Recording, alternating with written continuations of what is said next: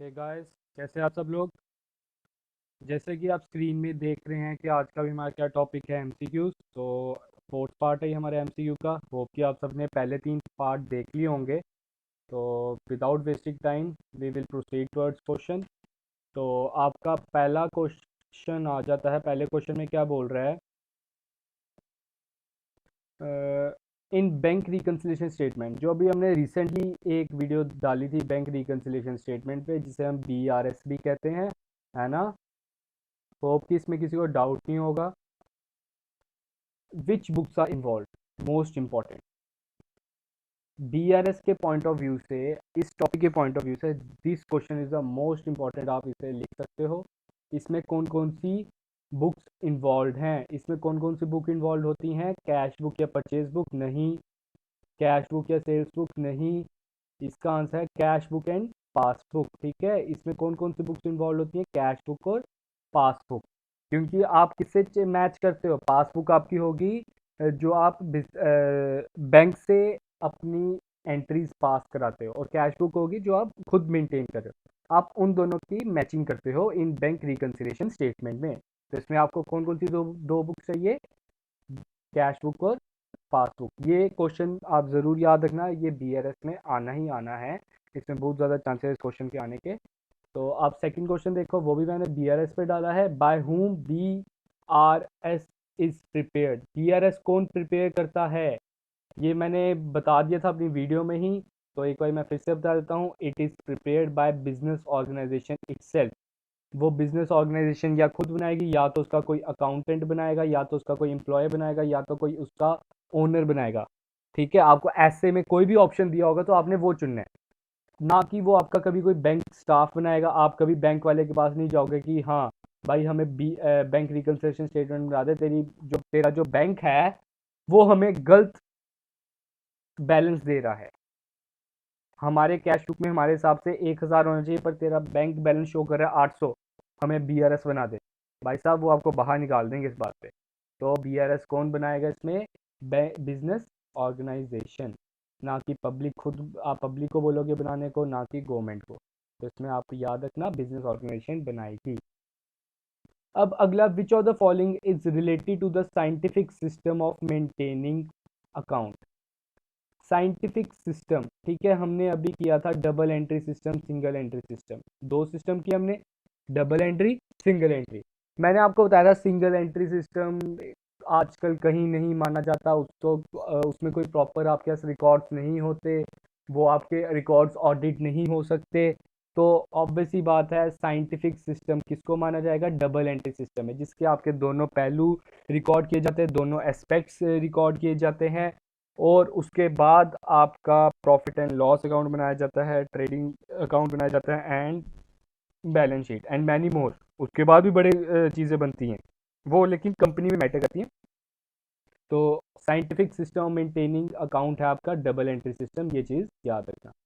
Interest earned is a, जो interest earned है, interest earned क्या होगा आपके लिए, personal account, real account, nominal account. Interest earned क्या हो गया, इनकम, है ना।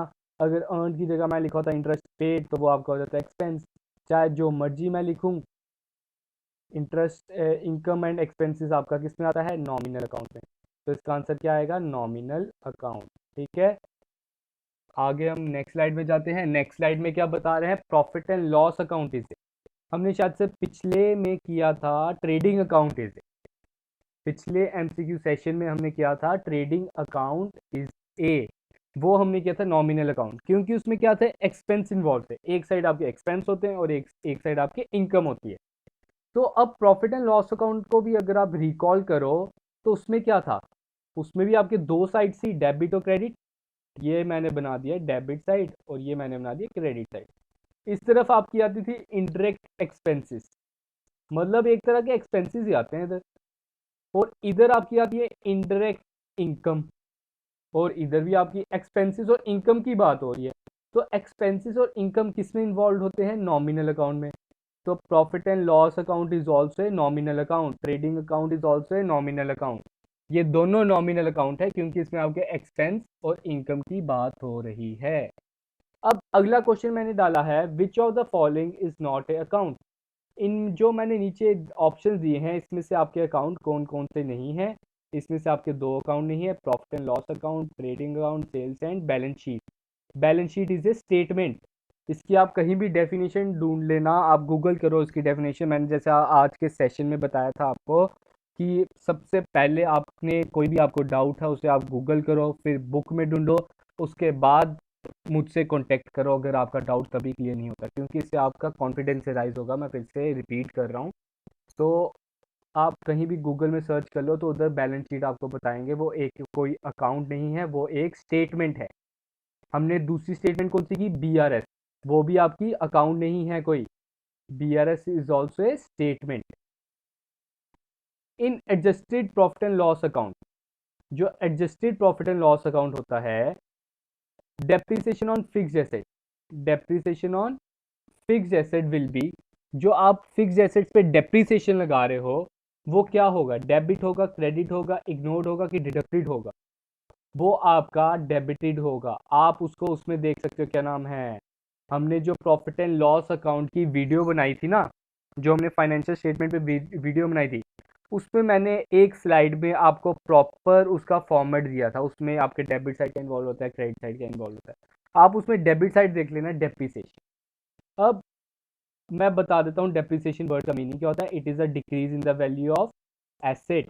जब आपके किसी एसेट की वैल्यू गिर जाती है, हर एक एसेट की वैल्यू गिरती है, ऐसी कौन सी चीज़ है जो डेप्रिसिएशन नहीं होती, ऐसी कौन सी एसेट है, वो आप बोल सकते हो इस टाइम पे लैंड। क्योंकि इस टाइम पे जो आपकी लैंड की वैल्यू है वो हमेशा मैक्सिमम 99% चांसेस है बढ़ते ही बढ़ते हैं, बढ़ते ही बढ़ते हैं, उधर ही लोग इन्वेस्टमेंट करते हैं ना।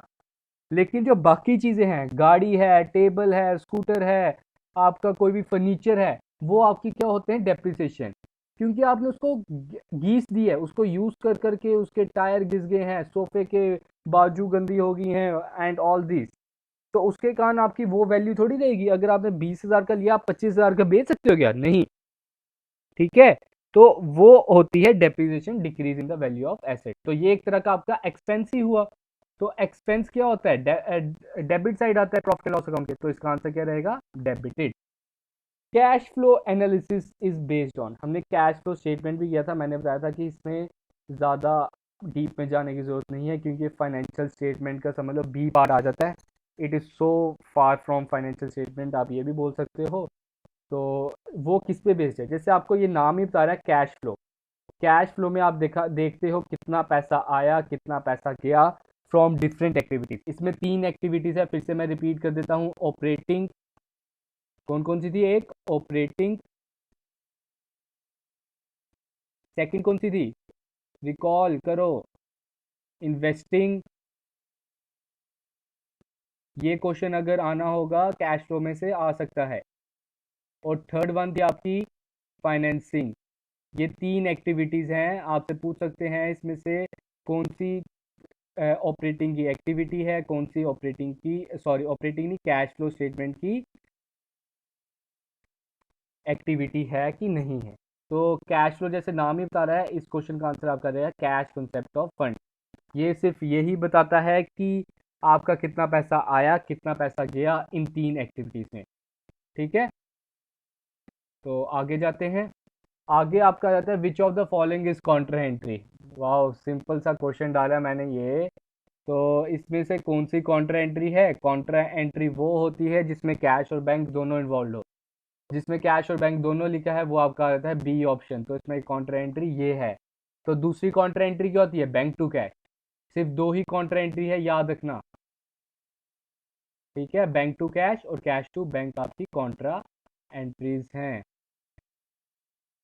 अब थर्ड आता है, accounting provides information on.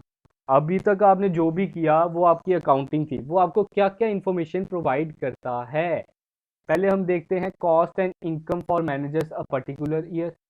Accounting से आपको प्रॉपर कॉस्ट पता चल जाती है।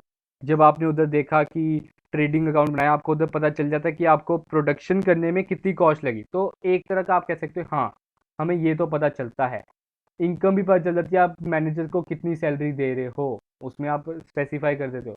कंपनीज टैक्स लाइबिलिटी, अकाउंटिंग का मेन मकसद ही क्या है, ताकि वो पता कर सके टैक्स लाइबिलिटी कितनी लगनी है, ठीक है, ताकि वो पता कर सके कितना टैक्स लगना है। अकाउंटिंग आप इसलिए करते हो, ये भी ठीक है। तो जैसे दो ही ठीक है तो इससे हमें पता चलता है ऑल ऑफ अबव है। तो फिर भी थर्ड ऑप्शन हम देख लेते हैं, financial condition of A institution. Financial condition भी बताता है वो प्रॉफिट में है कि लॉस में है, उसके एसेट्स कितने हैं, लाइबिलिटी कितनी है। फाइनेंशियल स्टेटमेंट बनाते हैं ना, तो इसका मतलब इसका आंसर क्या आएगा, all of these is the answer of 10th question, क्योंकि इससे हमें अकाउंटिंग का सब कुछ पता चलता है, ठीक है। तो अगला आ जाता है the debts which are not to be repaid. The debts का मतलब उधार, जो उधार आपने, सॉरी इधर 7 भी आ गया, वो ये मिस प्रिंटिंग हो गई थोड़ी। वो उधार which are not to be repaid within a short period, which are not to be. अब आधे से ज़्यादा बच्चे क्या करेंगे, शॉर्ट पीरियड पढ़ेंगे तो वो करंट को टिक मार देंगे, लेकिन इधर मैंने लिखे है not to be repaid within a short period 1 year और मोर, 1 साल या 1 साल से ज़्यादा, are known as long term liabilities. उसे हम क्या बोलते हैं, लॉन्ग टर्म लाइबिलिटीज। वो लाइबिलिटी जो आपको 1 या 1 साल से ज़्यादा में पे ऑफ करनी होती है, उन्हें हम क्या बोलते हैं, लॉन्ग टर्म लाइबिलिटी। अब अगला क्वेश्चन है, balance sheet is a statement of. अभी हमने ऊपर एक क्वेश्चन किया था, विच of the following is not account, तो उधर हमने क्या लिखा था, बैलेंस शीट। तो उधर हमने ये, मैं आपका बता सकता हूँ कि हमारा आंसर ये ठीक था, balance sheet is a statement of. इधर हमने लिख दिया इज ए स्टेटमेंट ऑफ। वो किसकी स्टेटमेंट है, उसमें एसेट्स होते हैं बैलेंस शीट में, हाँ भाई, एक पूरी साइड ही आपकी एसेट की होती है, दूसरी साइड लाइबिलिटी होती है, हाँ भाई वो भी होती है। फिर थर्ड कैपिटल, लाइबिलिटी के अंदर कैपिटल भी होती है, बिना कैपिटल के बैलेंस शीट होती नहीं है। फिर फोर्थ आपका ऑप्शन आता है ऑल ऑफ द अबव, तो इसका आंसर भी आपका क्या आ जाएगा, all of the above is your answer, क्योंकि बैलेंस शीट में ये तीनों क्वेश्चन, ये तीनों पोर्शन इन्वॉल्व होते हैं। तो आगे जाते हैं, आगे आपका आ रहा है what is the amount of expense.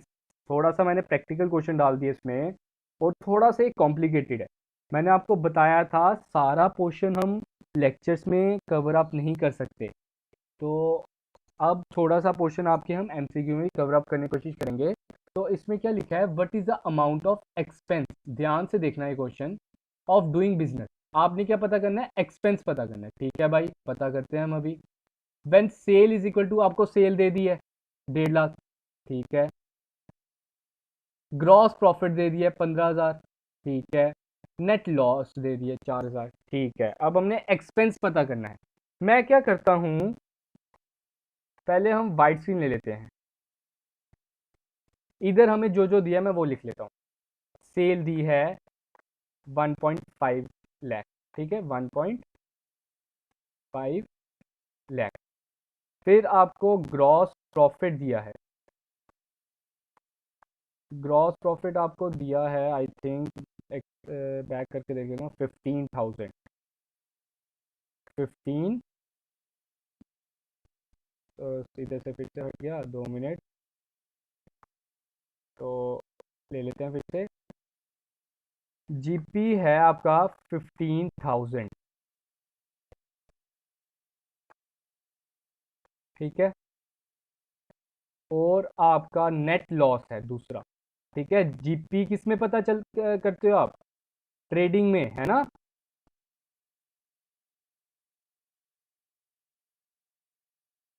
ठीक है, तो सेल भी लिख लेते हैं, सेल आपकी थी 1.5 लाख, 1.5 लाख, ठीक है। अब ऐसा जब भी क्वेश्चन आए ना, आपने ट्राई, आप क्या करना है इसमें, आपने अपने मन में क्या बनाना है, ट्रेडिंग और प्रॉफिट एंड लॉस अकाउंट। मैं इधर बना देता हूँ ट्रेडिंग अकाउंट, ये छोटा सा बना देते हैं। तो ये मैंने बना दिया ट्रेडिंग अकाउंट। ट्रेडिंग अकाउंट में जो जो आइटम दी है वो उनकी जगहों पे डाल दो। सेल मैं डाल देता हूँ इधर 1.5 लाख, सेल इधर ही होती है ना, और इधर आपका आता है जीपी, ठीक है भाई, 15,000। जब आपका जीपी आ जाता है, आप क्या करते हो, उस जीपी को आप क्या करते हो, ट्रांसफर कर देते हो प्रॉफिट एंड लॉस अकाउंट में। अब ये आपका आ गया प्रॉफिट एंड लॉस अकाउंट। अब मैं इधर बना रहा हूँ profit and loss account, profit and loss account में हमने क्या किया था, अगर जीपी आपका लेफ्ट साइड आ रहा है तो अब ट्रांसफर जब करना है तो वो राइट साइड आ जाएगा। जीपी आपका इधर आ गया प्रॉफिट एंड लॉस में 1.5 लाख, सॉरी 15,000। मैं अमाउंट इधर लिख रहा हूँ ऊपर थोड़ी। तो फिर थर्ड आ जाता है आपका नेट लॉस। नेट लॉस किधर आता है? नेट लॉस भी आपका भाई इधर आता है। एक बार ये आप फिर से फॉर्मेट देख लो। लॉस वाला पोर्शन ये होता है क्रेडिट साइड, और डेबिट साइड आपका प्रॉफिट वाला होता है। नेट लॉस आपका कितना आ गया? 4,000। अब आपने क्या निकालने थे? एक्सपेंसेस। एक्सपेंसेस किस तरफ आते हैं? Debit side. Debit side is for expenses. तो इनका प्लस कर दो, 15 + 4 19,000 इज योर एक्सपेंसेस। इससे हमें क्या पता चलता है? आपका सेल का असली में कोई काम ही नहीं था। सेल का तो कोई काम ही नहीं था। आपने सिंपल जीपी को इधर ट्रांसफर किया, तो जीपी आपने अपनी जगह लिख दिया एंड नेट लॉस इधर आ गया। अगर बाय चांस आपका इधर नेट लॉस की जगह नेट प्रॉफिट होता, ठीक है, नेट लॉस की जगह नेट प्रॉफिट होता तो हम इस तरफ लिखते, फिर आपका आंसर आता कुछ 11,000 आ जाता। ठीक है, तब आपका क्या आ जाता आंसर? 11,000। तो देखते हैं आपका 19,000 आंसर है, ऑप्शन है, हाँ भाई है सी। तो इसका आंसर क्या रहेगा? 19,000। होप कि वाला क्वेश्चन सभी को समझ आया होगा, थोड़ा सा कॉम्प्लिकेटेड था। तो अगला क्वेश्चन देखो, what is the amount of gross profit. अब आपने क्या निकालना है? जीपी निकालना है। नेट परचेजेज दी हैं। अब आप कहोगे सर ये नेट वर्ड जम्मू वालों के लिए बहुत गंदा है, हमें 2G देते रहते हैं, है ना। तो इसमें मैंने नेट वर्ड अभी तक आपको बताया नहीं है। एक होता है नेट और लॉस, सॉरी एक नेट होता है और एक होता है ग्रॉस, हमने किया ना अभी। नेट प्रॉफिट क्या होता है? नेट परचेज क्या होता है? सॉरी, नेट परचेज आपका होता है total purchase. Total purchase minus, total purchase minus purchase return. मतलब जो नेट चीज होगी ना वो रिटर्न माइनस करके होती है, ये चीज याद रखना। अगर आपको बोला है ग्रॉस परचेज तो उसमें से समझ जाना कि जो आपकी रिटर्न हुई है, आपके जो कुछ प्रोडक्ट्स रिटर्न हुए हैं, आपको कोई प्रोडक्ट अब वापस भी तो करने हैं आपने। ये थोड़ी है कि आपका सारा सामान सही निकलेगा, कोई डिफेक्टेड हो सकता है, किसी की वो एक्सपायरी डेट होगी होगी एंड ऑल दीज, कुछ भी हो सकता है ना। तो नेट वर्ड का मतलब है उसमें से आपने रिटर्न वर्ड जो है रिटर्न आपने माइनस कर दिया हो। ठीक है, तो ये नेट परचेज आपको दिया है 50,000। इसका मतलब आपने टोटल समझ लो की होगी 70,000 की परचेज की होगी, जिसमें से समझ लो, मैं एग्जांपल दे रहा हूँ, 20,000 की आपकी रिटर्न भी हुई। तो 70 में से 20 काटे, 50,000 आपकी नेट परचेज है। ठीक है भाई, हमें असली में नेट परचेज ही चाहिए होती है, ग्रॉस परचेज का कोई काम नहीं है। फिर नेट सेल भी दी है 80,000। फिर सेल रिटर्न भी दी है। इन्होंने सेल रिटर्न दे दिया और नेट सेल दे दी है। भाई हमें सेल रिटर्न की क्या ज़रूरत? ठीक है, तो मैं सेल रिटर्न को इधर कर देता हूँ कट, क्योंकि वो माइनस करके ही आंसर दिया है इन्होंने। उन्होंने पहले का ही रिटर्न को माइनस करके ही आंसर दिया हुआ है, तो रिटर्न का तो असली में कोई काम ही नहीं है। हमने जीपी निकालना है। जीपी में आपका परचेज डेबिट साइड आ जाता है और सेल आपका क्रेडिट साइड आ जाता है। 50 इधर आ गया और इधर आपका आ गया 80। अब जीपी कितना आएगा? 5 में से 8 काटे 3000। जीपी आपका इधर आता है ना, आपने बैलेंसिंग करनी है। GP is equal to 30,000। 30,000 is your answer. ठीक है, होप कि अगला क्वेश्चन सबको समझ आया होगा। अगला question, who is the father of accounting. Father of accounting कौन है? लुका पैसोली। ये नाम याद रखना, ठीक है, Luca Pacioli is the father of accounting. तो इन्होंने एक बुक भी लिखी थी जिसका नाम था सुमा द एरिथमेटिका। बड़ा अजीबोगरीब नाम था। अब आप लिख देता हूँ एक बार में, सुमा, डबल एम है ये, सुमा दी एरिथमेटिका, एरिथमेटिक। ठीक है, तो इन्होंने कौन से ईयर में ये लिखी थी बुक? एरिथमेटिक जैसे आप जानते हैं वर्ड मैथ से रिलेटेड है, तो इन्होंने ये बुक लिखी थी 1494 में।